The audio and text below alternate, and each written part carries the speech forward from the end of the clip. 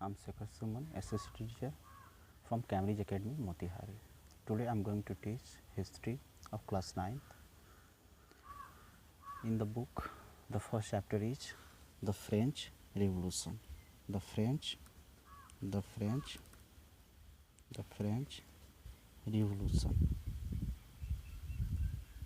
The French Revolution. सबसे पहले इस चैप्टर को शुरू करने से पहले मैं कुछ फैक्ट्स को बताना चाहूँगा जो इस चैप्टर से रिलेटेड हैं, और इस चैप्टर को पढ़ते हुए हम उसको ऐसे डिटेल्स में करेंगे, लेकिन पहले जानना इस चैप्टर के बारे में थोड़ा सा जानना हमारे लिए ज़रूरी होगा। फ्रेंच मतलब यह जो रिवोल्यूशन हुआ था वो कहाँ हुआ था? फ्रांस में हुआ था, ठीक है। और रिवोल्यूशन कौन सी ऐसी परिस्थिति थी कि वहाँ के लोगों ने वहाँ के जो मोनार्की सिस्टम था उसके अगेंस्ट में आवाज़ उठाना शुरू कर दिया, या रिवोल्यूशन तक वो चले गए। कौन सी ऐसी घटना थी? सबसे पहली बात कि या तो स्कार्सिटी हो, या इविल्स हो, या बुराई हो, हमारी बुराई हो, या डैक्लिन हो। यही वो चीज़ें हैं जो पीपल को, जो लोगों को एक रिवोल्यूशन तक इवोक करते हैं, रिवोल्यूशन करने के लिए मजबूर करते हैं। और किस चीज़ में डैक्लिन, किस चीज़ में बुराई आ गई थी उस समय फ्रांस में? तो हम ये जानते हैं कि सबसे पहला जो पॉइंट है जहाँ पे बुराई वहाँ आया था फ्रांस में, वो तो क्या था? वो था आपका सोशल, यानी वहाँ का सोशल जो कंडीशन था वो पूरी तरह से क्षतिग्रस्त था। सेकंड जो था वो क्या था? सेकंड रीजन क्या था? वो था इकोनॉमिक कंडीशन, यानी वहाँ के लोगों का जो इकोनॉमिक कंडीशन था वो इतना लो हो चुका था कि वो लोग रिवोल्यूशन तक, वो लोग प्रोटेस्ट करने के लिए रोड तक उतर आए। यानी वहाँ के मोनार्क सिस्टम को पूरी तरह से उन्होंने क्या किया? तहस नहस कर दिया, यानी इकोनॉमिक कंडीशन। और थर्ड वन जो था वो जो था पॉलिटिकल कंडीशन। जैसा कि आपने प्रीवियस क्लासेज में पढ़ा होगा कि ये जो तीनों पॉइंट्स जो होते हैं, सोशल, इकोनॉमिक और पॉलिटिकल, किसी भी कंट्री के डेवलपमेंट में काफ़ी अहम रोल अदा करते हैं। और इन्हीं तीन पॉइंट्स पे किसी भी सोसाइटी का, किसी भी कंट्री का डेवलपमेंट टिका हुआ रहता है। और फ्रांस में हुआ क्या था? ये तीनों जो पॉइंट्स थे, तीनों में क्या था? इविल्स आ गया था, तीनों में क्या था? बुराई आ गया था, या तीनों में कहें कि कहीं ना कहीं स्कार्सिटी आ गया था। और ये क्यों हुआ था? क्योंकि वहाँ का जो सिस्टम था, वहाँ की जो गवर्नमेंट थी, वहाँ का जो मोनार्क सिस्टम था, उसमें क्या था? उसमें स्कार्सिटी आ गई थी, उसमें कमी आ गई थी, या कहें कि उसमें अनार्की आ गई थी, उसमें अनार्की आ गई थी, ठीक है।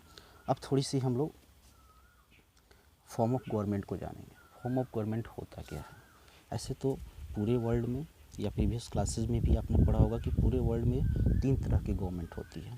पहला जो गवर्नमेंट होती है वो कौन सी होती है? Democratic government. Democratic government. Second one कौन सी होती है? वो होती है मोनार्कियल गवर्नमेंट,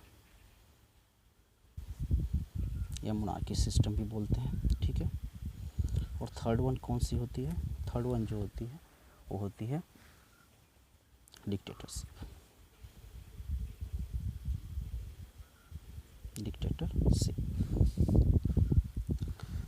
हमने इसको डिसेंडिंग ऑर्डर में लिखा है क्योंकि पूरे वर्ल्ड के अनुसार, पूरे वर्ल्ड के लोगों के व्यू के अनुसार जो डेमोक्रेटिक गवर्नमेंट होती है वो सबसे अच्छी होती है, मानी गई है।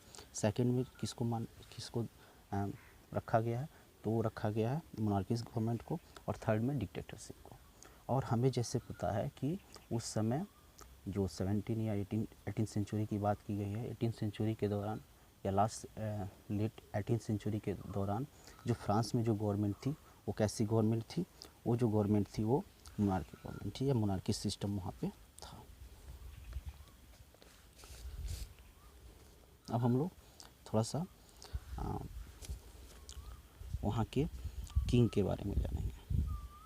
वहाँ के किंग के बारे में जानेंगे। तो पहला जो पॉइंट होगा वो होगा कि 1774 में वहाँ का जो शासक बना, वहाँ का जो राजा बना, या वहाँ का जो सक्सेसर हुआ वो कौन सा हुआ, लुईस 16, लुईस 16, लुईस 16।